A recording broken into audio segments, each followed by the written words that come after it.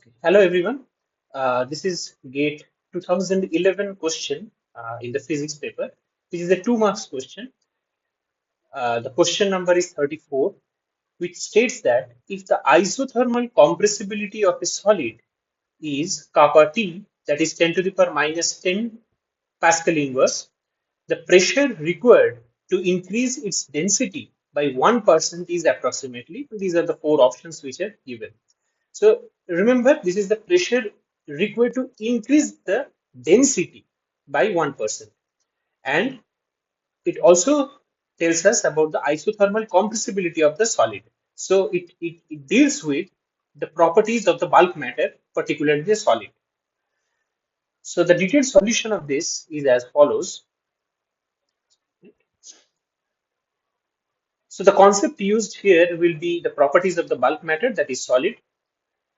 Bulk modulus of elasticity. Again, I'm starting with the bulk modulus of elasticity, which is the very fundamental definition. And it states that it is the definition is that it's the ratio of the normal stress to that of the volumetric strain, which is given by minus V delta P delta V. And this negative sign appears because as force increases, so your volume will decrease. So that's why this kind of this negative sign is appearing. Isothermal compressibility is nothing but, or compressibility is nothing but the definition. Its definition is 1 by the bulk modulus, the reciprocal of the bulk modulus at constant temperature. Why? Because it is isothermal. So isothermal compressibility is nothing but 1 by V, the bulk modulus at constant temperature. So the definition looks like this, exactly the inverse of this bulk modulus, whatever is there, V delta P delta V, is now become 1 by V delta P at constant temperature. Now, the given conditions in this in the question is that one, here it is given that kappa T, that is the isothermal compressibility, is given to be 10 to the power minus 10 Pascal inverse per pascals for a solid. And we also have to remember that this modulus of elasticities, whether it is Young's modulus, bulk modulus, or shear modulus, or modulus of rigidity, all these things appears for solid as well as for the fluids. Now, of course, this that shear modulus or the modulus of rigidity for liquid, it will be near zero, but still it can be valid in each and every phases of the liquid.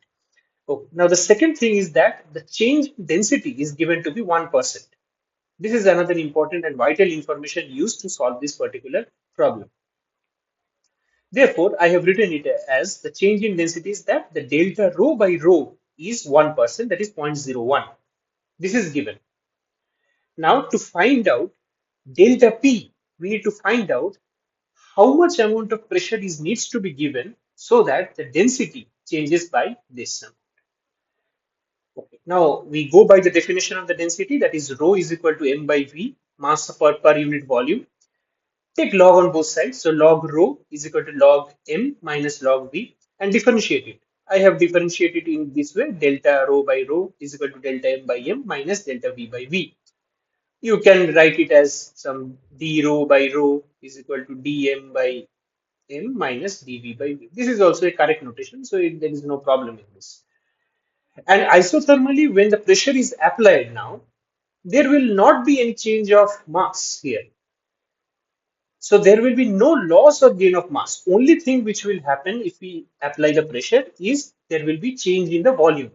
Therefore, delta m by m should be equal to 0 as the mass is constant. Delta m will be 0. Therefore, change in density, delta rho by rho, is nothing but the change in volume. So, delta m by m will be 0. Therefore, delta rho by rho is equal to minus delta v by v. That is equal to 0.01, which is given. This is already given.